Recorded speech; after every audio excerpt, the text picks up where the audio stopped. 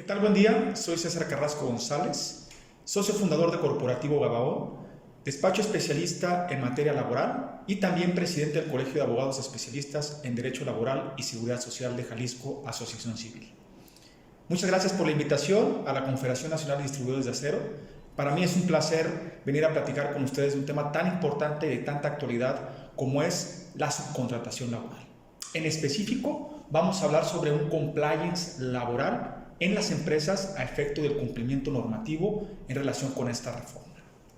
En principio, vamos a establecer un marco contextual en relación con los antecedentes legales principales respecto a esta reforma, antecedentes históricos, antecedentes nacionales e internacionales, hablar sobre los aspectos más relevantes en relación con la reforma laboral que impacta a diversos ejes, como es la materia fiscal, de seguridad social y la materia propiamente laboral. Y finalmente vamos a hablar sobre la documentación patronal indispensable para el cumplimiento de esta reforma, así como algunas recomendaciones muy prácticas. Iniciando con el primer esquema, en relación con los antecedentes legales principales, recordemos que desde 1970 y 1980 el trabajo ha sido considerado como no artículo de comercio por parte de la Ley Federal del Trabajo. En esta medida, desde 1990, la Suprema Corte de Justicia de la Nación ha reiterado de que la subcontratación laboral en ese entonces estaba prohibida. ¿Por qué razón? Justo porque el trabajo no era artículo de comercio y por lo tanto los particulares, empresas entre sí, no podían comercializar con el personal de una u otra forma. Sin embargo, esto fue evolucionando hasta que propiamente en primera instancia la ley del Seguro Social manejó un tema importante como fue la reforma al artículo 15A en relación con la subcontratación. Vemos de manera muy curiosa cómo el Seguro Social, la ley de la materia, se adelanta a la propia Ley Federal del Trabajo y finalmente ya es hasta el 2012 con la iniciativa preferente del en ese entonces presidente Felipe Calderón Hinojosa, cuando se reforma el artículo 15A al 15D de la propia Ley Federal del Trabajo. En su momento, ¿qué estableció con esta iniciativa preferente publicada el 30 de noviembre del 2012? En esencia, se estableció una regulación respecto a la subcontratación, en donde se comentaban tres requisitos fundamentales. El primero, que no podía abarcar la totalidad de aquellas actividades de la empresa, tampoco debían de consistir en tareas iguales o similares a la empresa contratante y debería de justificarse el carácter especialista. Esta regulación propiamente, a sorpresa de muchos desde el 2012, jamás fue interpretada sus elementos esenciales por la Suprema Corte de Justicia de la Nación. Lo que sí reguló en su momento la Corte fue la constitucionalidad respecto a esta reforma. Sin embargo, en muchos foros especialistas en la materia nunca pudimos advertir respecto a qué se refería con el carácter especializado de las tareas, qué se refería propiamente a considerar tareas iguales o similares, y esto dio pie a muchas interpretaciones muy dispares. En un esfuerzo por parte de la dependencia federal, propiamente la Secretaría de Economía, se estableció un proyecto de norma mexicana, el proyecto 86 del 2016, que desde ese año está todavía pendiente en el tintero. ¿A qué nos referimos? Que exclusivamente se formula por diferentes organismos sindicales, organismos patronales e incluso por empresas subcontratistas a nivel nacional, en donde pretendieron modular, regular, establecer algunos elementos distintivos que propiamente la norma, el artículo 15A, no recogía. Infortunadamente, este proyecto de norma mexicana jamás vio la luz. Se quedó exclusivamente en el tintero, exclusivamente como una carta de buenas intenciones, y sin embargo para los estudiosos de este esquema, de esta figura de institución jurídica, es conveniente su consulta obligada para poder determinar inclusive algunos contratos de prestación de servicios que actualmente son obligatorios. Otra parte importante también pues es la reforma constitucional del 24 de febrero de 2017. Esta reforma constitucional abarca 4 ejes fundamentales. El primer eje es la conciliación prejudicial obligatoria. Es decir, ahora para las empresas, para cualquier empresa del apartado A, es necesario que el trabajador, previo a su demanda directamente ante los tribunales laborales, tiene que solicitar de manera general una conciliación obligatoria con su patrón. Esto va a abrir la puerta para, según las intenciones y la exposición de motivos, la puerta para que se reduzca la carga de muchos tribunales laborales. Otro eje fundamental fue la desaparición de las juntas de conciliación y arbitraje y la sustitución y creación por parte de los tribunales laborales. Los juicios laborales y los juzgados laborales a nivel federal y a nivel local, dependiendo del fuero y la competencia de la industria que actualmente compete. Posteriormente, también el tercer eje fundamental se estableció con la negociación colectiva y el diálogo social. Actualmente, con la ratificación de dos convenios importantes internacionales, como fue el 87 y el 98 de la Organización Internacional del Trabajo, se estableció actualmente la desaparición de los contratos de protección. ¿Cuáles son estos contratos de protección? Son aquellos convenios que eventualmente los patrones o empleadores celebraban a espaldas de los trabajadores con un sindicato a modo, un sindicato blanco, en donde eventualmente, para evitar la extorsión de cualquier otro tipo de sindicato, lo celebraban con ese sindicato a efecto de proteger a la fuente de empleo. Sin embargo, esto soslayaba completamente la participación efectiva de los trabajadores en esa negociación colectiva. Con la ratificación de estos convenios, el 87 y 98 de la Organización Internacional del Trabajo, se establece una libertad sindical y una efectiva negociación colectiva. Propiamente, actúa la reforma a los artículos 107 y 123 constitucionales, que posteriormente, con la reforma del 1 de mayo del 2019, permiten a los trabajadores elegir a sus representantes sindicales y conocer, validar, es decir, legitimar esos contratos colectivos que tienen celebrados con las empresas a través de un voto personal, libre, directo y secreto, con la vigilancia de las autoridades laborales. Este acuerdo de voluntades, este convenio colectivo, tiene que legitimarse, validarse por parte de la autoridad laboral a más tardar en 2023. Por esa razón, es importante una recomendación muy práctica para las empresas. A efecto de evitar este activismo sindical entre varios sindicatos que se disputen propiamente la intromisión, la participación en empresas, es importante que la empresa revise a su interior el contrato colectivo que tiene celebrado con su sindicato, la confianza e infraestructura del mismo, a efecto de verificar si esta legitimación del contrato colectivo de trabajo puede realizarse de manera muy válida. Es un procedimiento de manera muy particular que debe de llevar a cabo el sindicato sin injerencia del patrón. Sin embargo, aquí la recomendación práctica que podemos sugerir es que se verifique con este sindicato noble, que tenga también coincidencias de maneras armónicas con la fuente de empleo para efecto de no tener la intromisión de un sindicato hostil y posteriormente, como ha pasado en algunas partes de la República como Tamaulipas, Silao en Guanajuato, posteriormente se quede sin un contrato colectivo, expuesta a la empresa a la intromisión de algún sindicato hostil. Otro eje fundamental, el cuarto eje, fue la regulación del procedimiento ordinario laboral. Se hacen diversos tipos de procedimiento litigioso, en donde hay dos audiencias, una audiencia preliminar y una audiencia final de juicio, y esto se verifique con una celeridad mucho mayor. Esta parte es importante porque como empresa vamos a estar expuestos en un contexto general a un nuevo procedimiento, a nuevas interpretaciones, a nuevas autoridades laborales que sin lugar a duda van a impactar en nuestra fuente de empleo. Otro eje fundamental de antecedente legal tenemos la Ley Federal de Prevención de Operaciones con Procedencia de Recursos Ilícitos, la famosa Ley Antilavado. Esta ley lo que propiciaba en su momento, en el artículo 17, consideraba como actividad y considera como actividad vulnerable la prestación de servicios. Tendríamos que ser muy cuidadosos en verificar si nosotros como empresa somos susceptibles a tener la proveeduría de un servicio especializado o en su caso somos empresa que tenemos prestación de servicio especializada con alguna otra, ya sea por la parte comercial o estrictamente laboral, ubicar si somos susceptibles de la aplicación de esta ley, la famosa ley antilavado. ¿Por qué razón? Porque el impacto que tendría ser sujetos obligados de esta ley nos establecería la exigencia de presentar informes sin los cuales eventualmente pudiéramos ser susceptibles a algún tipo de multas.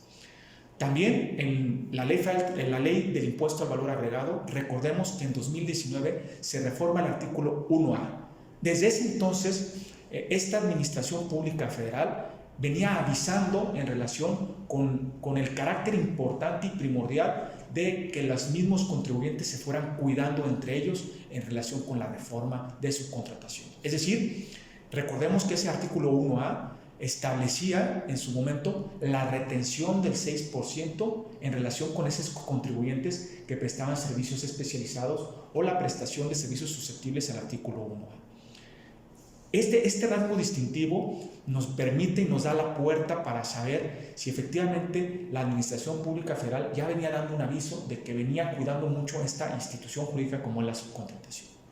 Otro aspecto fundamental también es la entrada en vigor del Tratado de Libre Comercio entre México, Estados Unidos y Canadá, en donde su capítulo 23 y capítulo 31, así como el anexo 23A y B, establece un capítulo especial laboral, un mecanismo laboral de respuesta rápida, en donde aquellas empresas que son susceptibles a exportaciones o importaciones con alguno de estos países tienen sujetos o en su caso partes relacionadas con extranjeros en el país o simplemente tienen bienes o productos que son competencia de algunos países como Estados Unidos o Canadá, son susceptibles de este mecanismo laboral de respuesta rápida y de la aplicación propiamente de este tratado internacional. Es importante conocerlo. ¿Por qué razón? Porque lo principal que cuida este tratado es justamente la negociación colectiva, el respeto de los derechos humanos de los trabajadores, el diálogo social, la participación efectiva de estos trabajadores a través del contrato colectivo y sus agrupaciones. También propicia el tema del cuidado de los menores, de los jornaleros migrantes, y todo este cúmulo de situaciones nos lleva a la puerta de poder identificar que el Tratado de Libre Comercio también es un instrumento que tenemos que tener en cuenta a efecto de cumplir con la reforma laboral del 2019. Sin embargo, en este caso en particular, el Fisco Federal sí puede, a través de una visita domiciliaria, identificar si en la fuente de empleo se están cumpliendo los requisitos de una subcontratación de servicios especializados. También tendríamos que considerar las 4 normas oficiales mexicanas que actualmente la Secretaría del Trabajo, para poder verificar que en la fuente de empleo se están cumpliendo con las disposiciones de seguridad e higiene en el trabajo, tienen que aplicarse en la empresa. ¿Por qué es importante conocer ese contexto? Porque para efectivamente tener un compliance laboral regulatorio de nuestra fuente de empleo de nuestra empresa, tendremos que ubicar 3 cuestiones importantes. Primero, la dimensión de nuestra empresa. Segundo, el número de trabajadores que tenemos. Y tercero, también la actividad, que en este caso, que somos distribuidores, fabricantes de acero, es la que es especializada y por lo tanto, ¿cuál norma oficial mexicana nos va a estar aplicando? Finalmente, otro aspecto de antecedente legal que a muchas de nuestras empresas nos dio por pie fue el tema, lógicamente, de la pandemia. La pandemia fue una punta de lanza, fue una coyuntura legislativa importante. ¿Por qué razón? Porque se establecieron lineamientos federales, lineamientos estatales muy importantes que tendríamos que tener en cuenta también para tener un verdadero compliance laboral. En todo este contexto global, en todo este antecedente legal, viene cayendo el tema de la subcontratación. La subcontratación por sí misma fue un cúmulo de reformas laborales que se dieron prácticamente en 3 ejes principales: el aspecto de seguridad social, el aspecto fiscal y el aspecto laboral. En el aspecto principal, que es el aspecto de seguridad social, se dieron 2 reformas importantes a la Ley del Seguro Social y a la Ley del Infonavit.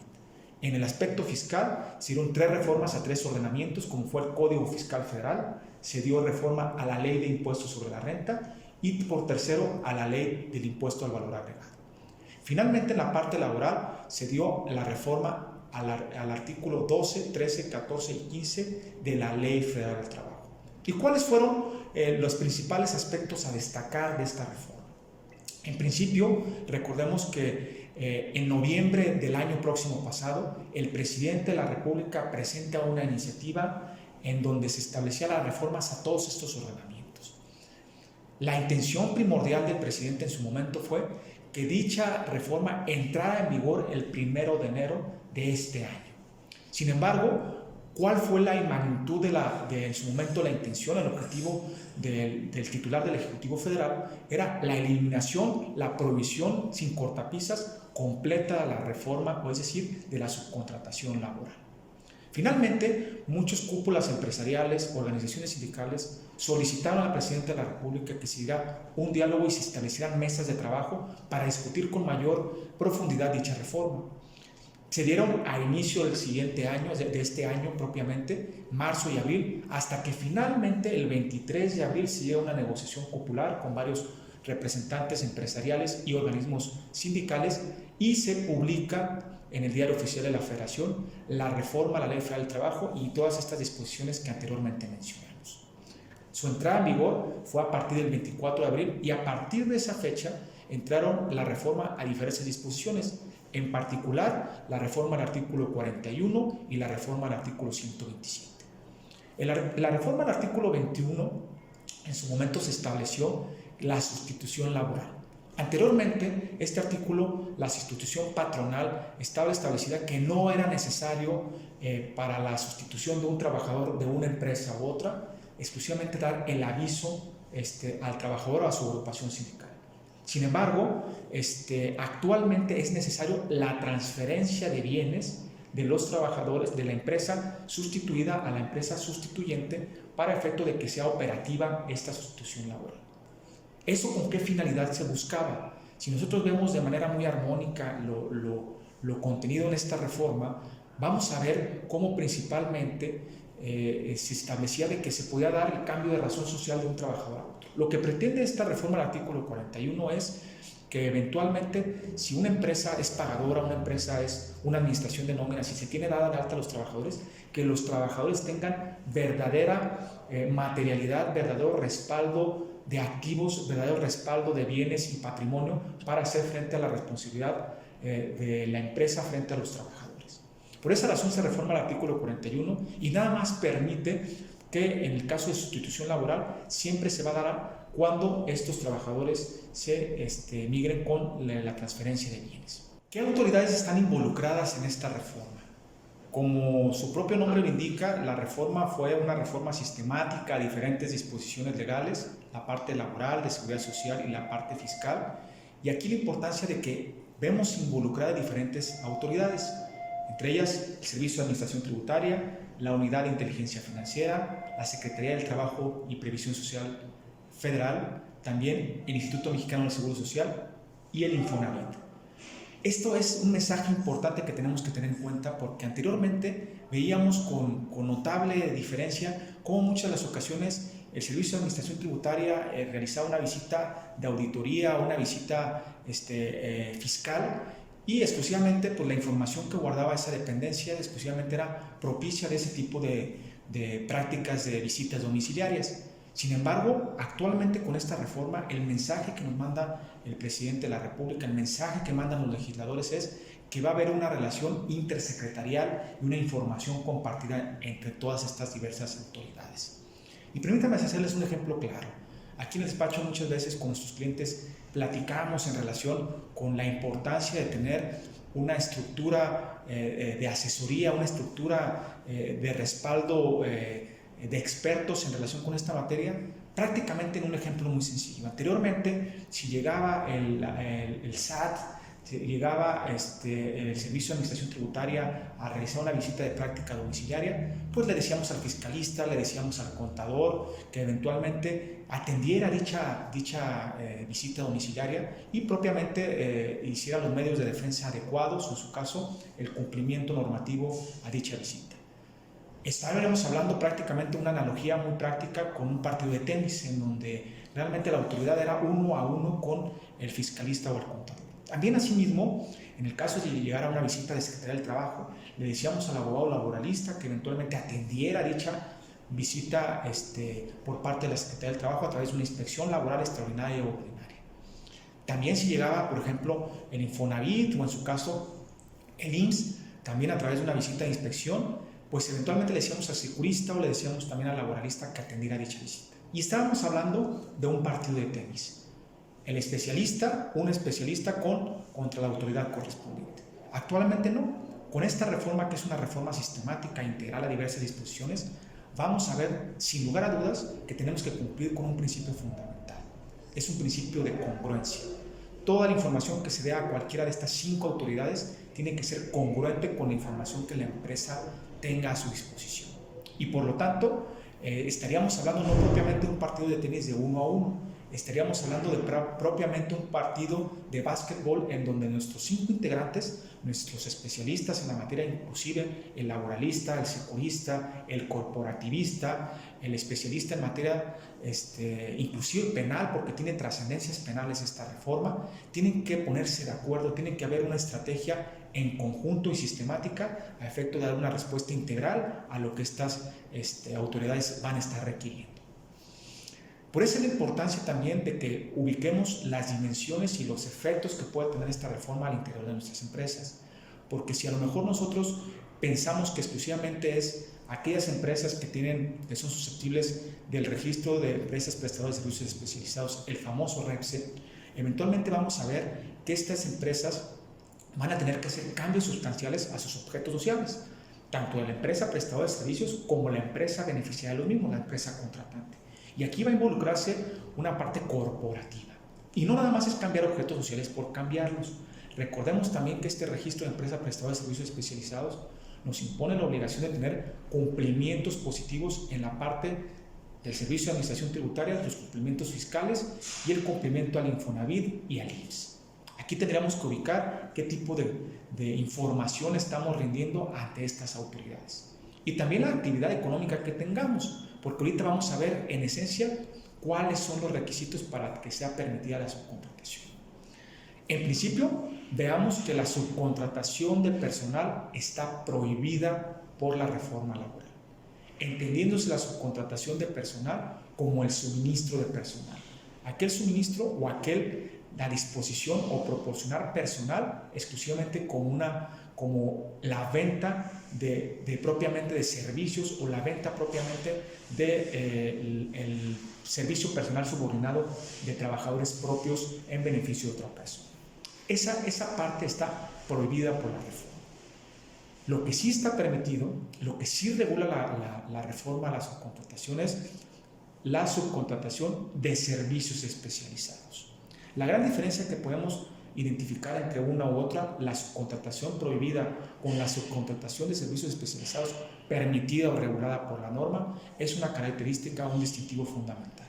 En una parte estamos hablando exclusivamente de personal. Estamos diciendo que vamos a subcontratar personal como tal. La empresa no tiene ninguna actividad económica y subcontrata a su vez el personal para beneficiarse del trabajo que ellos mismos realizan.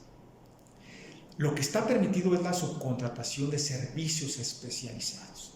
No voy a subcontratar ya propiamente a los trabajadores como tal, sino voy a subcontratar a una empresa que me va a brindar el servicio del personal especializado.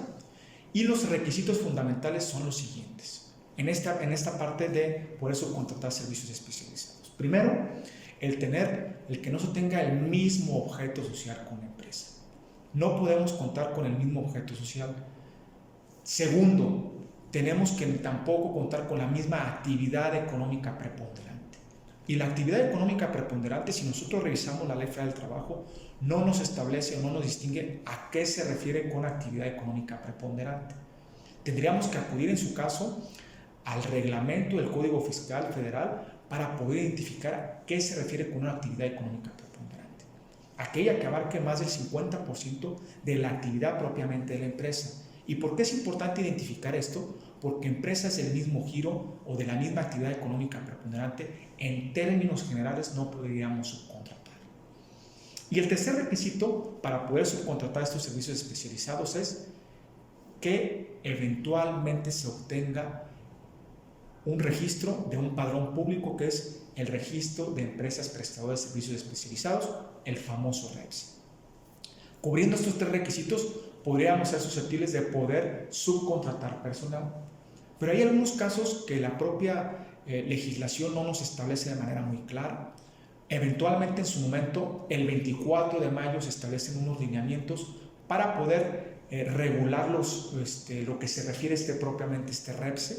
Y también el 28 de agosto se emitieron otros lineamientos para poder establecer a qué se referían el alcance propiamente el famoso REPSE. Tenemos también en esta reforma las empresas controladoras. Se permite que un grupo empresarial establecido en la Ley de Mercado de Valores pueda subcontratar servicios de sus empresas subsidiarias. Una empresa holding, una empresa con empresas subsidiarias puede subcontratar servicios complementarios o compartidos, siempre y cuando también tengan esos 3 requisitos: que no sea el mismo objeto social de la empresa controladora, que no sea la misma actividad económica preponderante y también que cada una de estas empresas que proporciona servicios complementarios o compartidos eventualmente obtenga el REPSE. Y el REPSE, para sorpresa de muchos esperaban el 24 de mayo y también en agosto, de que el REPSE nos estableciera un catálogo de qué empresas sí pueden ser prestadoras de servicios y cuáles no. Con sorpresa vemos que eventualmente el catálogo del REPSE es muy amplio y hay empresas que podríamos presumir que eventualmente pueden ser especializadas. Aquí la importancia de nosotros identificar, hacer una auditoría, un diagnóstico situacional de nuestra empresa, en donde eventualmente podamos identificar cuál es la actividad económica preponderante, cuál es el objeto social, cuáles son los números de trabajadores que van a poner a disposición de la empresa beneficiaria de los servicios, y también poder identificar cuál es la materialidad con la cual esta empresa prestadora de servicios eventualmente va a dar sustento o respaldo documental y hacer frente a las responsabilidades laborales de sus trabajadores. Como vemos, no es sencillo. Muchos de nuestros clientes que nos brindan la confianza de brindar los servicios de diagnóstico laboral en materia del REPSE o en materia de subcontratación, vemos que eventualmente es proporcionar información a la autoridad. Como dijimos en un principio, eventualmente la información que se proporciona al REPSE, ya sea por nuestras empresas prestadoras de servicios o por nosotros mismos en lo particular, va a ser una información cruzada entre las propias dependencias. Y eventualmente en materia laboral, como actualmente también está aconteciendo en materia fiscal, tenemos que sustentar la operatividad, darle materialidad eventualmente a la información que estamos brindando. Si nosotros vemos los lineamientos del REPSE, vamos a ver que eventualmente nos piden incluso varios lineamientos importantes. Nos van a pedir la especialización, nos van a pedir si contamos con permisos, con documentación, con certificación, con capacidad, equipamiento, tecnología, rango salarial, nivel de riesgos y experiencias en el servicio de ese personal especializado. Quizá uno podría pensar que al padrón pues va a uno llenar y decir, pues sí, efectivamente esta empresa de limpieza tiene este tipo de particularidades, pero si no podemos respaldarlo, darle materialidad y documentarlo, eventualmente podríamos estar frente a una discrepancia que la autoridad, a través de una visita de comprobación, podría cancelarnos ese REPSE. Su importancia deriva principalmente de las limitantes y los requisitos que en materia fiscal nos impone el Código Fiscal de la Federación, la Ley de Impuestos sobre la Renta y la Ley de IVA.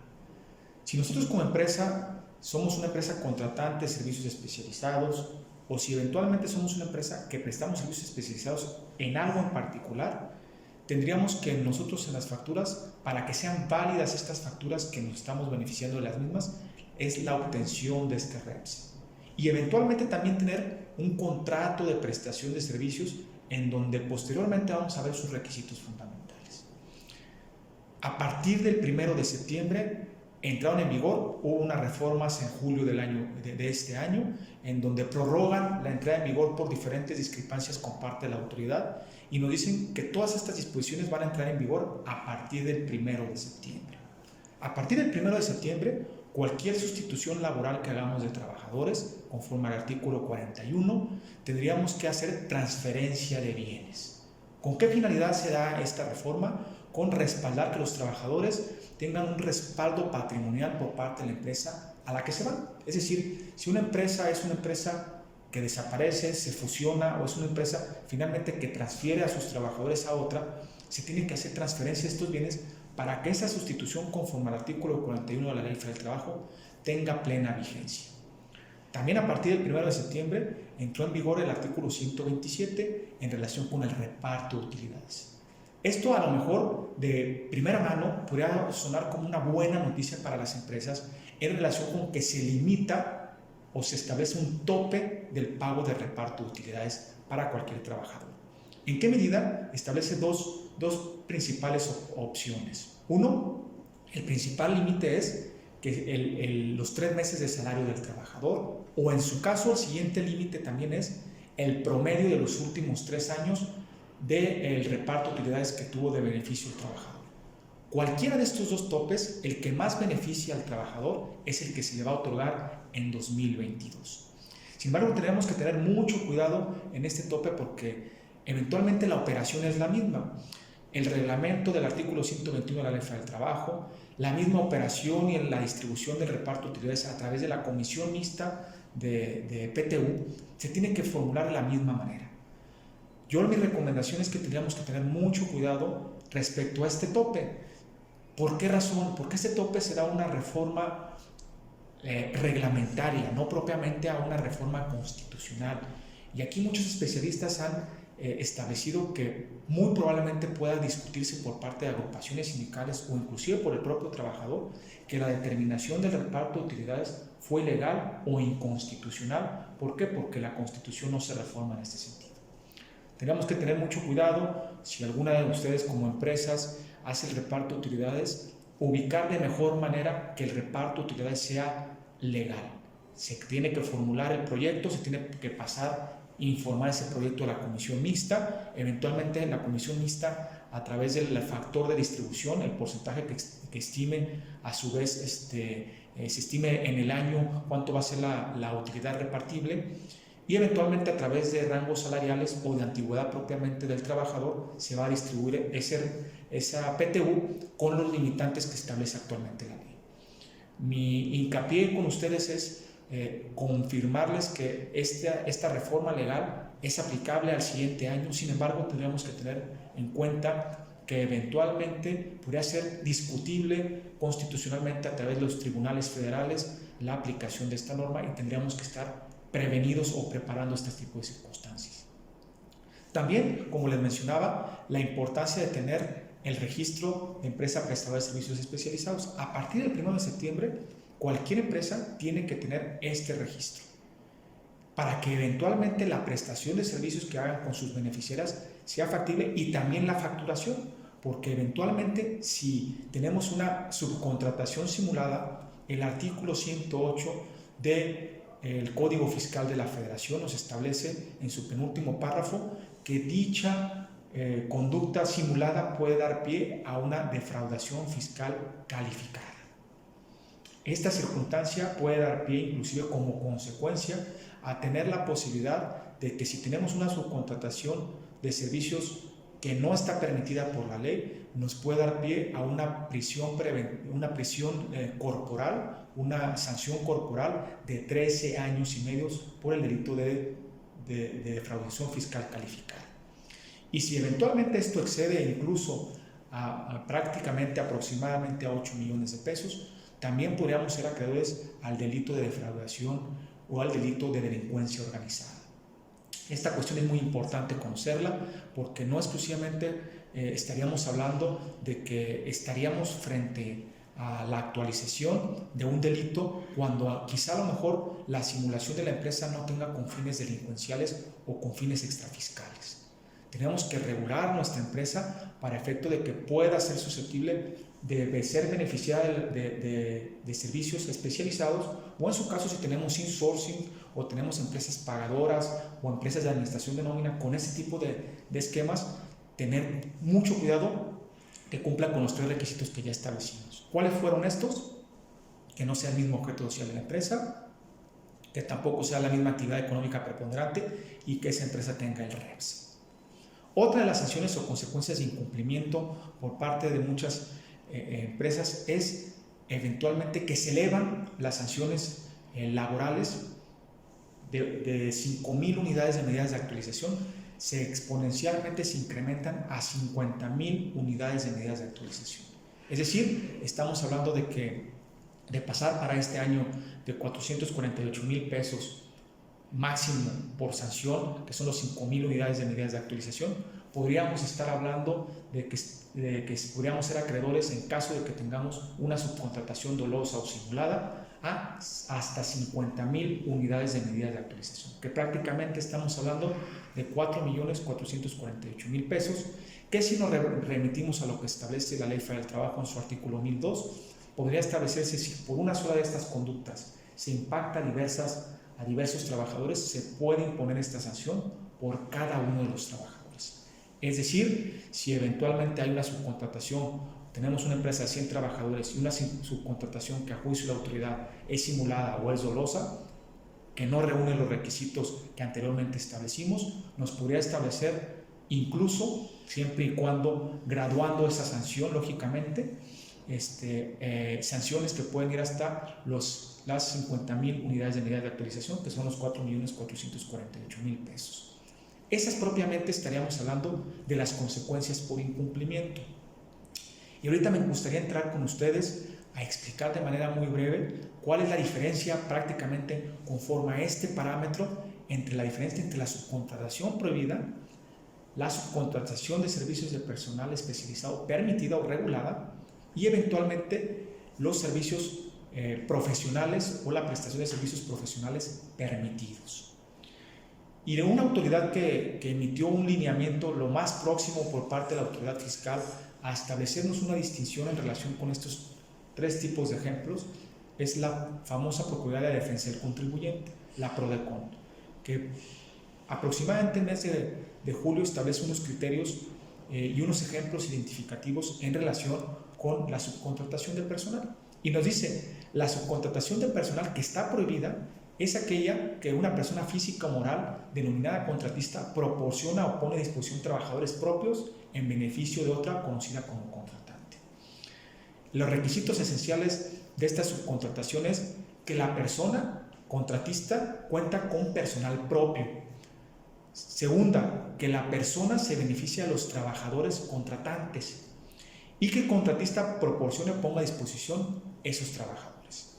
Eso es lo que eventualmente es la subcontratación, la proporción o puesta a disposición de personal.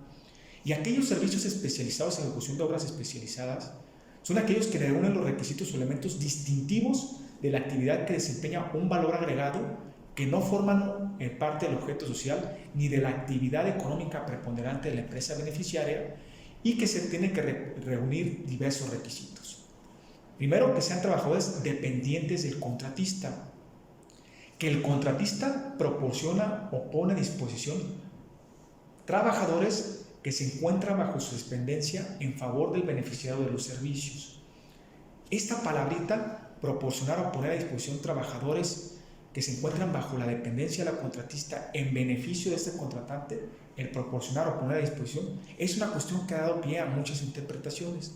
Finalmente, en el mes de agosto, los nuevos lineamientos y disposiciones de este registro de empresas prestadoras de servicios especializados nos establecieron de manera muy práctica que el proporcionar o poner a disposición es aquel momento en cuando un trabajador que está bajo la dependencia de este contratista pone un pie o está en las instalaciones físicamente de la empresa.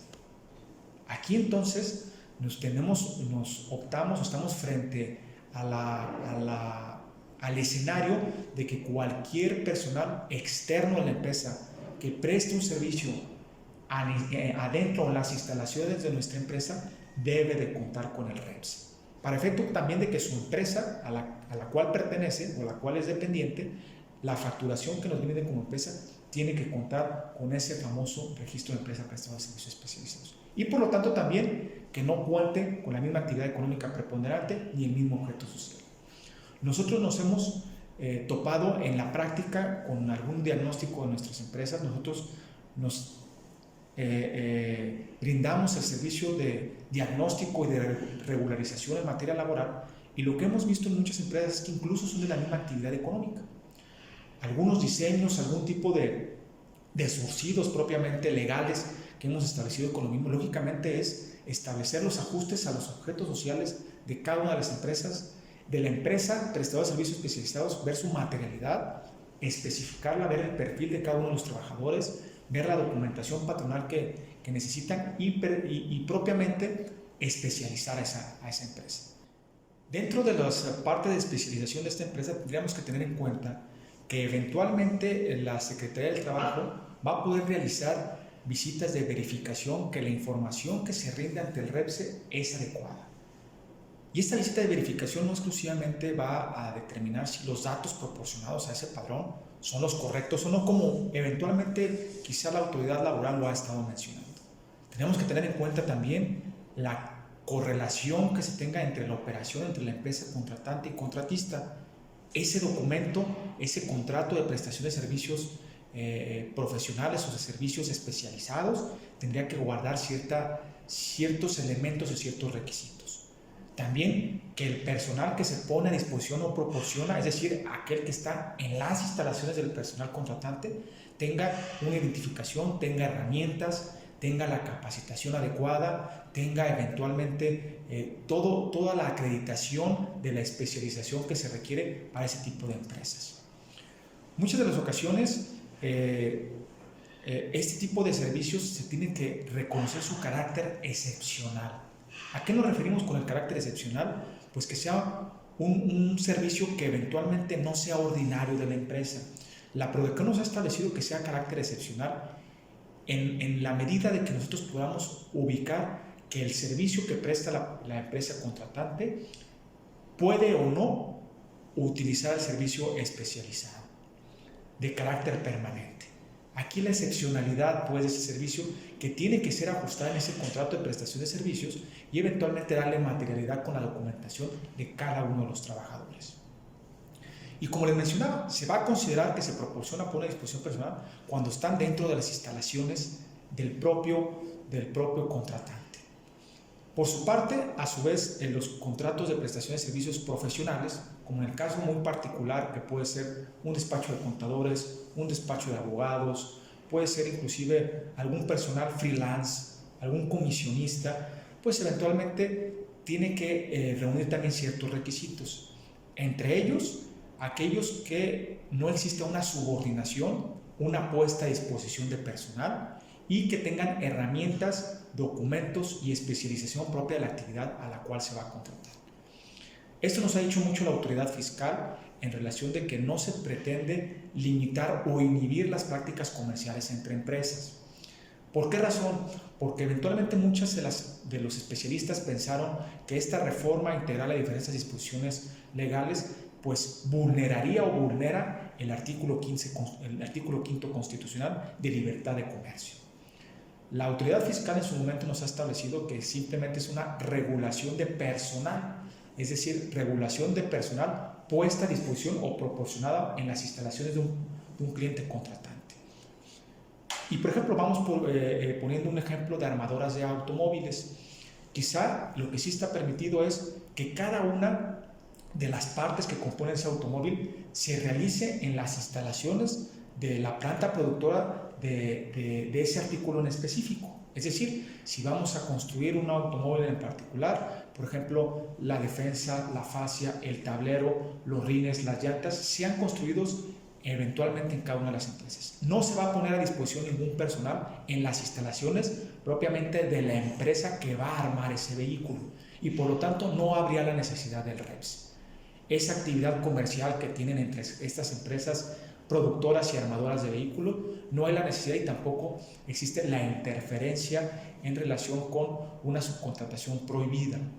Lo que sí está prohibido en un dado caso es que una empresa que no tenga personal eventualmente contrate a otra empresa, quizá el mismo giro, exclusivamente para que le proporcione este capital humano.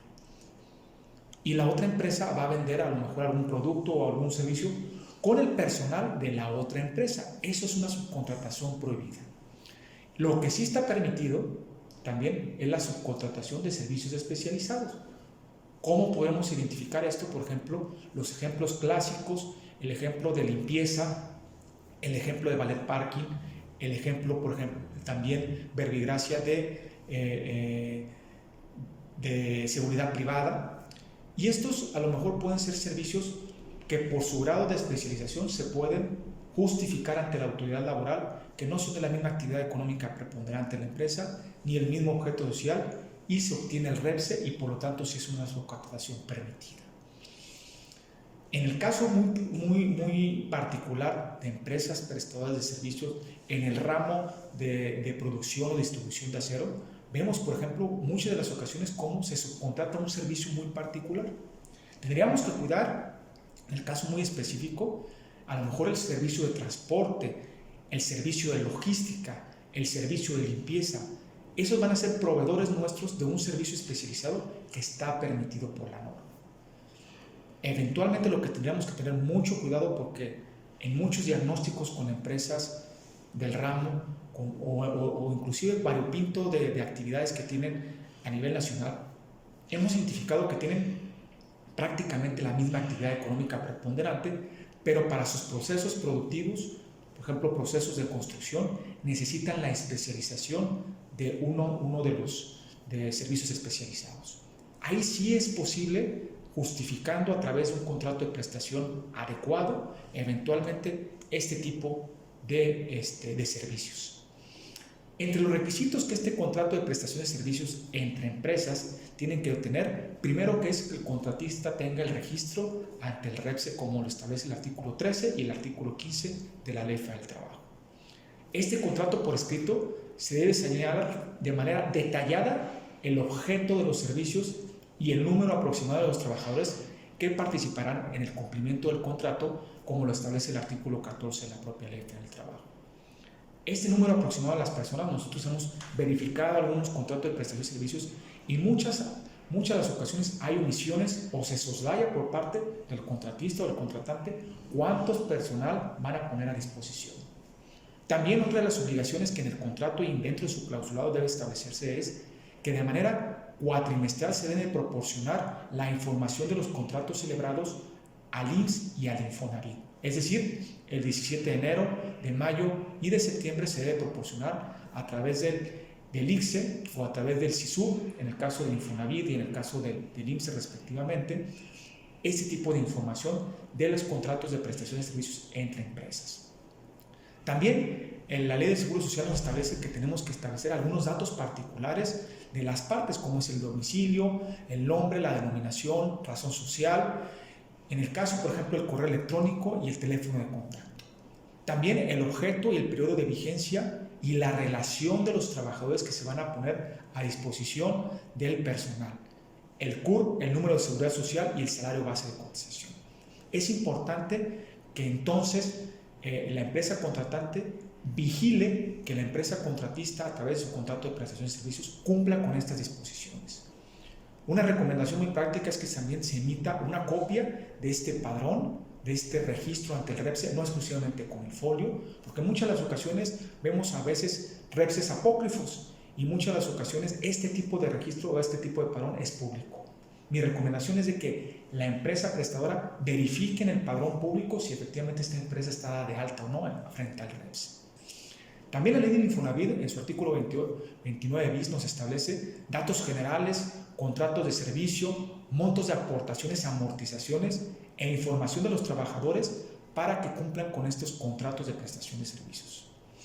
Señalar que los trabajadores que el contratista proporciona o pone a disposición del contratante no han sido originalmente del contratante y hubieran sido transferidos al contratista mediante cualquier figura jurídica.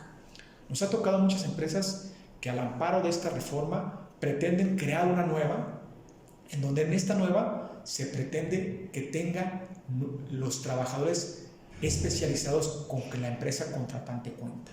Es decir, creo una nueva empresa, quizá de limpieza, quizá empresa de seguridad privada. Los trabajadores que yo ya tenía al amparo de esta reforma los transfiero a esta nueva empresa y solicito el REPSE o la especialización de esta nueva empresa. Esa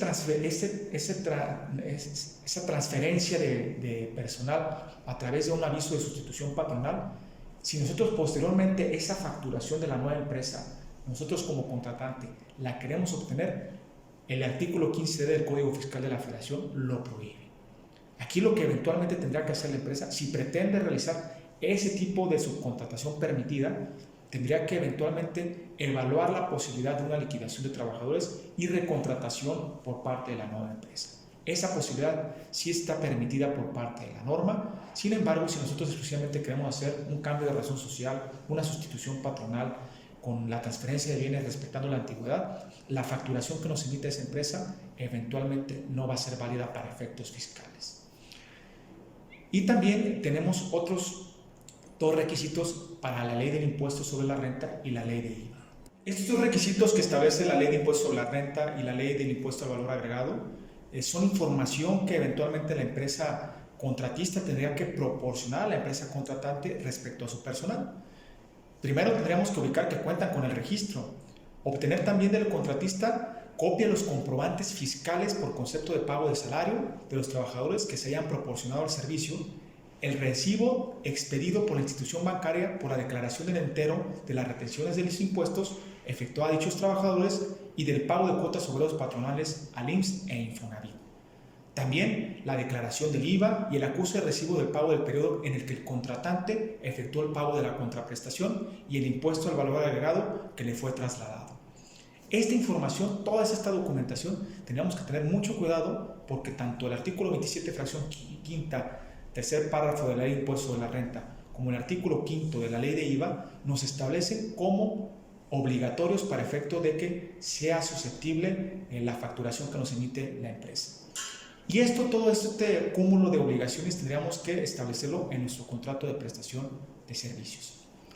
Finalmente vamos a establecer algunos documentos y algunos protocolos, como les mencionaba al inicio de nuestra charla, en relación con lo que tenemos que tener cuidado para darle materialidad a esta operación de servicios especializados. Primero, cuidar la sustitución patronal de la empresa. Es decir, que se dé el aviso correspondiente tanto al trabajador como al sindicato o a la agrupación sindical en caso de que existiese, y también realizar los informes respectivos ante el IMSS e Infonavit de esta sustitución patronal. Eventualmente tendríamos que considerar mucho que el artículo 41 de la propia ley establece una sustitución novedosa, es decir, en donde se haga transferencia de bienes. Curiosamente, la ley no nos establece si estos bienes deben ser tangibles, intangibles o exclusivamente activos. Nos ha tocado con muchas empresas diagnosticar que inclusive el comodato o arrendamiento de bienes puede ser susceptible a efecto de esta sustitución. Tendríamos que tener mucho cuidado en relación con cómo se va a dar esta sustitución con parte de los trabajadores para que tenga plena vigencia y eventualmente la responsabilidad de la empresa sustituida cese después de determinado tiempo. También tenemos que cuidar mucho la contratación laboral, la contratación de los nuevos trabajadores que van a estar ya sea a través de una contratación directa de la empresa, en donde cuidemos la especialización en su caso o que eventualmente cumplan con los requisitos de la reforma laboral del 1 de mayo del 2019. Recordemos que el artículo 25 fue reformado, en donde también la designación de beneficiarios y eventualmente la descripción de cada una de las actividades que realiza el trabajador. También ubicar cuál es la situación de cada uno de los trabajadores de la empresa frente a la temporalidad que tienen o la estabilidad en el empleo con la misma. Es decir, si son contratos sujetos a capacitación inicial, sujetos a prueba, ver la temporalidad de este periodo a prueba de capacitación inicial, si son contratos por temporada, contratos por obra o contratos por tiempo determinado o indeterminado. Tenemos que tener también mucho cuidado que sea un reglamento interior de trabajo bien realizado. Muchas de las ocasiones vemos algunas empresas que no se tiene la constitución de la comisión respectiva del reglamento interior de trabajo y eventualmente también depositarlo actualmente a partir del 3 de noviembre en muchas entidades de la República a través del Centro Federal de Conciliación y Registro Laboral, que eventualmente sustituyó a las juntas de conciliación y arbitraje en la parte colectiva y también en el depósito de reglamentos interiores de trabajo. Si tenemos una empresa externa que es de proveeduría de servicios especializados, ubicar que el reglamento que le aplica a sus trabajadores tenga esta especialización. También se debe ubicar cómo se está pagando a los trabajadores, que la nómina del personal y el recibo de pago de salario sea adecuado. Nosotros también lo que hemos propiciado con muchos de nuestros clientes es la verificación de los registros y controles de asistencia, el pago de horas extras, los días de descanso, la prima dominical y que eventualmente cumplan con la nueva realidad laboral. Estos pagos de salario, muchas de las empresas tienen pagos por comisiones, pagos fijos o pagos de salarios variables. En este caso muy particular tenemos que cuidar que tanto el pago de horas extras, el pago de primas dominicales se realicen de manera adecuada. También el ubicar la supervisión de vacaciones, prima vacacional, y que se realicen las constancias de pago de vacaciones.